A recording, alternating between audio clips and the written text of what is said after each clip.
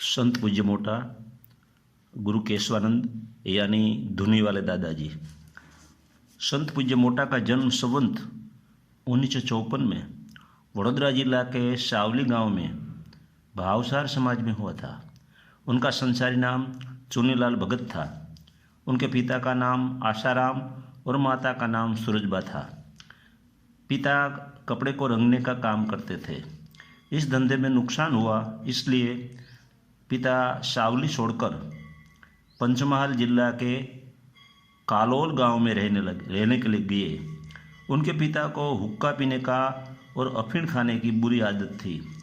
अफीण पीते हुए पुलिस ने पिता को पकड़ लिया और मार मारी। पूज्य मोटा ने राव साहब से विनती कर पिता को पुलिस के हाथ से छुड़वाया। पढ़ाई करने के लिए वो पेटलाद गए। वहाँ से अहमदाबाद गए। ओल्ड एसएस की परीक्षा के समय बीमार हो गए, फिर भी परीक्षा में पास हुए।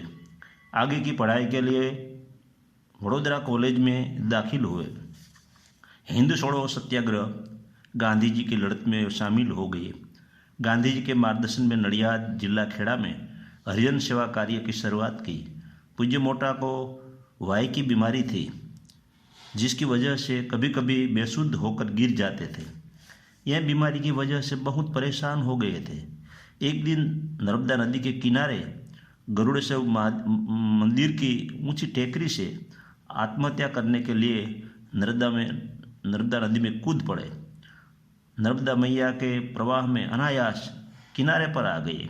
जिंदगी थी इसलिए बच गए। वहाँ से चांदोद आए। वहाँ एक साधु ने उसे हरिओम मंत्र जपने को कहा।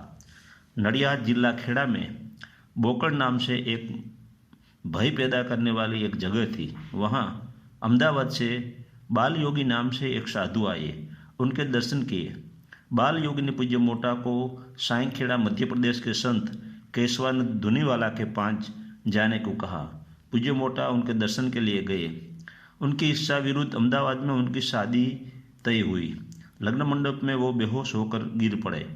आँख से आंसू गिरने लगे। बारात लेकर नडियाद आए। उनकी पत्नी एक दिन रही, फिर अहमदाबाद चली गई। बाद में उनको टीबी की बीमारी हुई। इस बीमारी की वजह से इनकी पत्नी की मृत्यु हुई। तीसरे संत पूज्य मोटा को साईं बाबा के शिष्य उपासनी महाराज मिले। पूज्य मोटा उपासनी महाराज को साकुरी शिरडी महाराष्ट्र के पास मिलने के लिए गए। उपासनी महाराज ने पूज्य मोटा को 5 दिन एक पिंजरा में बंद कर दिया। वहाँ 5 दिन मलमूत्र में रहे। तीसरे दिन सिर्फ गर्म पानी दिया। इसके बाद पूज्य मोटा 11 दिन अवधूत दशा में रहे। उपासनी महाराज ने कहा, मेरा काम पूरा हुआ, अब जो तेरी स्थिति है वह कायम रहेगी। संवत 1990 में कराची पाकिस्तान गए। वहाँ साईं बाबा की चेतना का स्पर्श हुआ। संवत 1995 में काशी यूपी में निर्विलिक समाधि को उपलब्ध हुए। तब दिनांक 19 मार्च 1939 थी। सबसे पहला आश्रम दक्षिण भारत में उसने कुंभकोणम में किया। दूसरा आश्रम नडियाद खेड़ा में और तीसरा आश्रम सूरत में किया। पूज्य मोटा ने 67 किताबें लिखी। पूज्य मोटा और पूज्य ठक्कर बापा हरिजनों के सच्चे देव थे। पूज्य मोटा को अंतिम दिनों में पेशाब की बीमारी हो गई थी। संवत 2032 दिनांक 19 जुलाई 1976 में पूज्य मोटा ने अंतिम संदेश इस तरह लिख कर दिया। हूँ चुनीलाल आशाराम भगत उर्फे मोटा રહેવાસી હરિઓમ આશ્રમ નડિયાદ આથી જણાવું છું કે મારી રાજી ખુશીથી મારી પોતાની મેળે મારા જળ દેહને છોડવા ઈચ્છું છું। આ દેહ ઘણા રોગોથી ઘેરાયેલ છે અને હવે તે લોક કલ્યાણના કામમાં આવે એમ નથી। રોગો મટાડવાની આશા પણ નથી, એટલે આનંદપૂર્વક શરીર છોડવું ઉત્તમ છે। તે માટે યોગ્ય પળ આવશે ત્યારે હું કહીશ। મારા શબનો અગ્નિ સંસ્કાર એકાંતમાં શાંત જગ્યાએ મૃત્યુ સ્થળની નજીક કરવો, તે પણ 6 જણાની હાજરીમાં કરજો। ઘણા લોકો ભેગા કરવા નહીં, તેમ મારા સેવકોને હું ફરમાવું છું। મારા અસ્થિને નદીમાં પૂરેપૂરા પધરાવી દેવા। મારા નામનું ઈંટ ચૂનાનું કોઈ સ્મારક કરવું નહીં। મારા મૃત્યુ નિમિત્તે જે કંઈ નાણાં ભંડોળ ભેગું થાય તેનો ઉપયોગ પ્રાથમિક શાળાના ઓરડામાં બાંધકામમાં કરવો. ચુનીલાલ આસારામ ભગત ઉર્ફે મોટા, तारीख 19/7/1976. यह पत्र लिखा.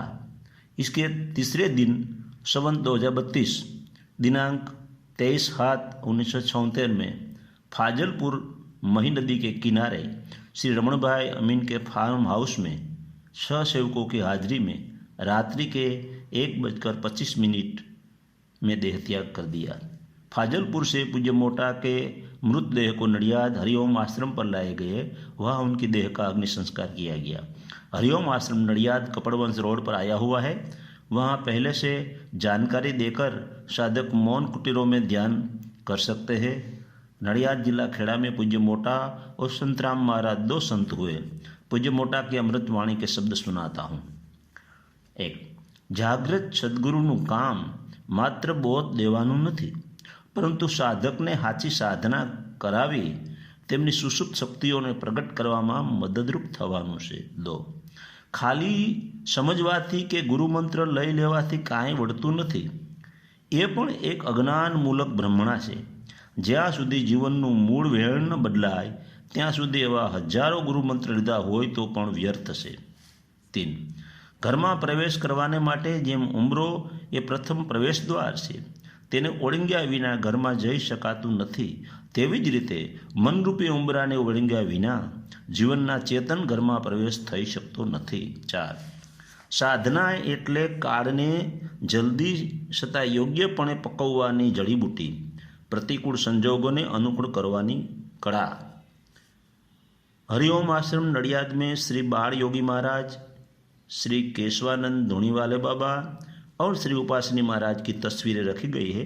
जामनगर में पूज्य भाई यानी CR व्यास जी के नाम से जागृत चेतना हुई. वह पूज्य मोटा के चाहक से पूज्य मोटा वास्तव में रंगरेज थे.